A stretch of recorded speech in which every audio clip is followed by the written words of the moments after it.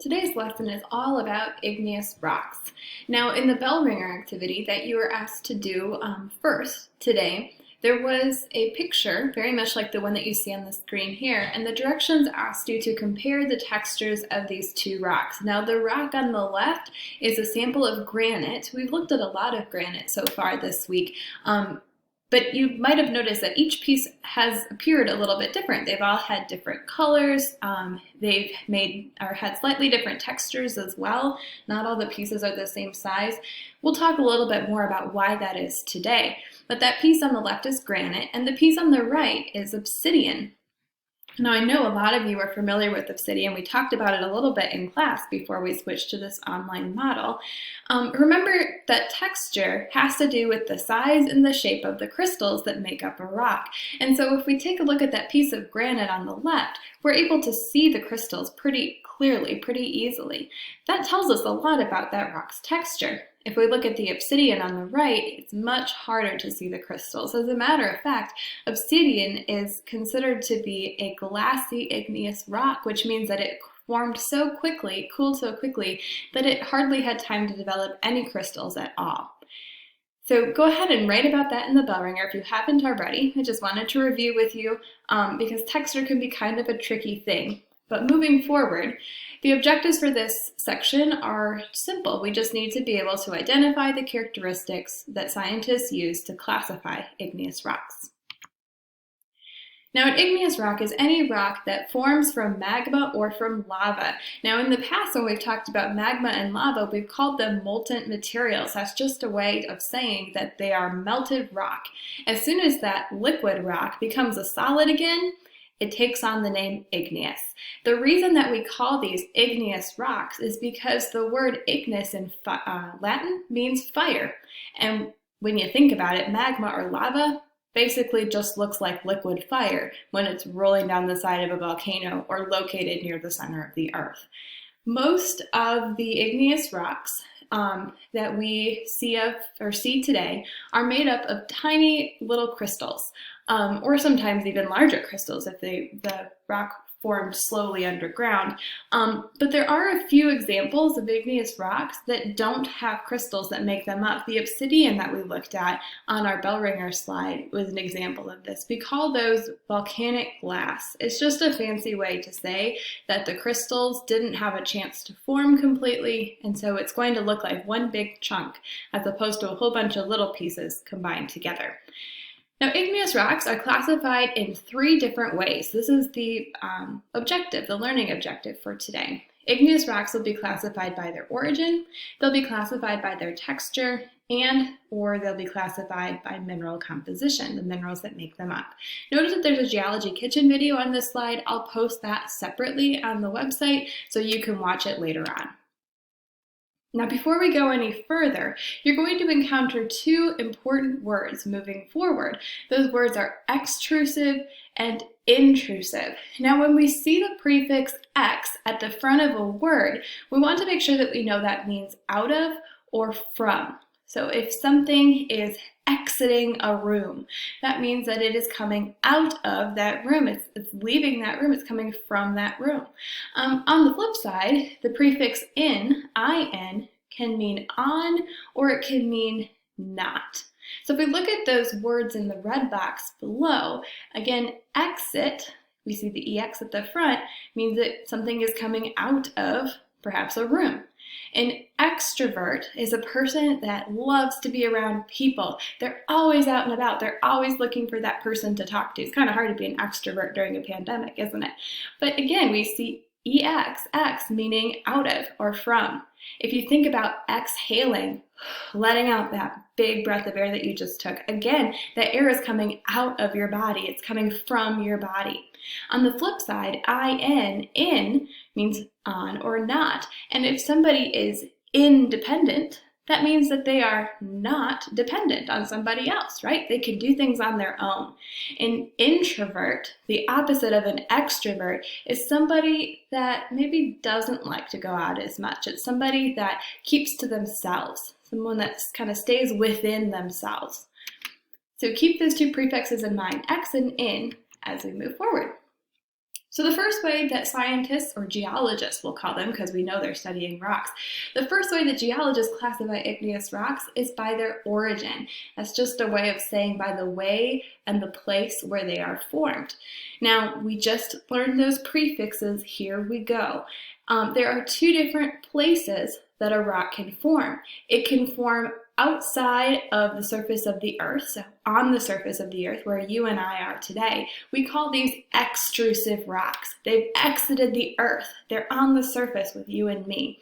Basalt is an example of an extrusive igneous rock, and this very first rock that you see on the slide, this top one that's dark in color, is an example of basalt.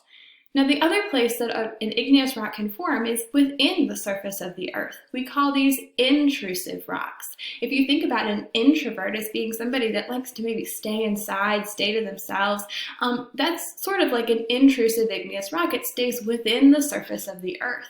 Granite, this rock here on the bottom, is the most common of the intrusive igneous rocks that we see making up Earth's crust. Now, you probably have noticed that there's a difference in the texture between basalt and granite.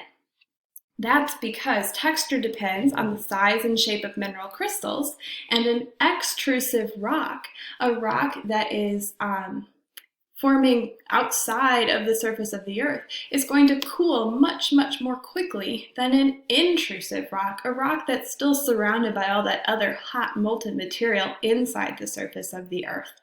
There are four different textures that we might assign to an igneous rock. Fine-grained means that that rock is made up of a whole bunch of small crystals. Coarse-grained means that the rock is made up of a whole bunch of large crystals. Glassy, now that's an example like obsidian where we can't see any crystals at all. And then finally, we have a brand new texture called porphyritic. It's a tough word, porphyritic. And it's just a fancy way of saying that this is a rock that has both large and small crystals, both combined together. Again, an extrusive rock is going to have small crystals, so it might be fine-grained or glassy, and an intrusive rock is going to have larger crystals. It might be coarse-grained or it might be porphyritic. So on the screen here, you see four different rocks. Take a second and see if you can figure out which two maybe are extrusive igneous rocks. Keep in mind that an extrusive rock is going to cool quickly above the surface of the earth. Take a second, see if you can identify the two extrusive rocks.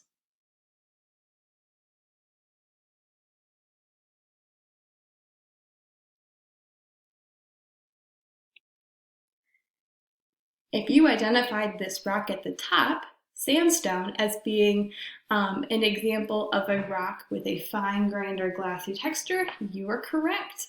The other example of an extrusive rock would be this example of obsidian right beneath it.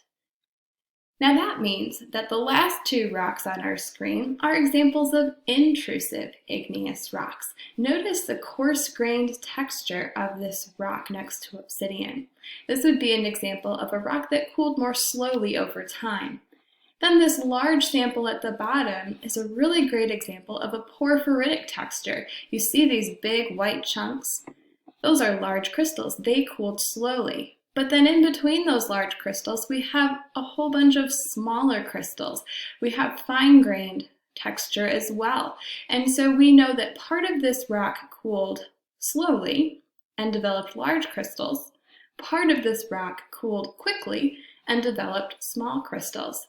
Porphyritic means that we see both large and small crystals scattered throughout. Now, the final way that scientists are going to identify igneous rocks is by their mineral composition. Now, granite is an awesome example of how mineral composition can change the way that a rock looks. If you look at the picture on the screen here, you notice that all of those squares, even though they look very different from one another, are examples of granite. Now, the reason that granite comes in so many different colors is because it forms in a variety of places. And in each of those different locations, the granite is going to have different minerals surrounding it, and it's going to form with different amounts of heat and pressure beside it. Another thing that we notice will change the color of a rock is silica. Now, we talked about silica back in chapter 3. When we talked about it back then in our volcano chapter, we were talking about how it affected the way that magma flows. We said that silica can make rocks or magma flow really quickly, and if there's not a lot of silica, it's going to make magma flow slowly. Silica also affects a rock's color. If a magma has just a little bit of silica in it, not much at all, it's going to tend to form a dark colored rock. Basalt, that rock we saw a couple slides back, is an example of a rock with very little silica. On the other side, if magma has a lot of silica making it up, it's going to form a light colored rock. There are lots of examples of granite on this slide that have a lot of silica in them. We see some light colored rock examples here. Now again, there are other factors that will impact the way granite looks too. Igneous rocks are very useful to us because they are hard, they're dense, and they're durable. For those reasons, oftentimes we're going to see igneous rocks chosen if we need to make a tool or if we need a building material. Granite has a huge history of being used as a building material. It's been used in statues. We see it in tombstones a lot. It's used in lots of fancy buildings. Think about like our big fancy government buildings. Oftentimes they have granite. We also see it in decorative stonework. We see it in our countertops. We'll see it in some really fancy floors, perhaps, and curbs and sidewalks. There's a video on the screen about granite, especially made, or especially, I should say, mined in Albertson, and so you can watch that. I'll link it on my website later. A few other igneous rocks that are important to us as a society are basalt. Basalt is crushed up to make gravel. That's this rock in the middle here. Pumice, which is used for cleaning and polishing. Look at all of those pores, all those holes in pumice. That's part of what gives it a great texture for cleaning. And then there's obsidian over here on the far right. That's used when mixed with soil for starting seeds. And that is it for today. That's it for our igneous rock lesson. Don't forget to go back and to watch those other 2 videos that we talked about on our slides. Your homework for Friday is going to be the 5.2 form that you see on my website. That will be due Friday at 2 p.m.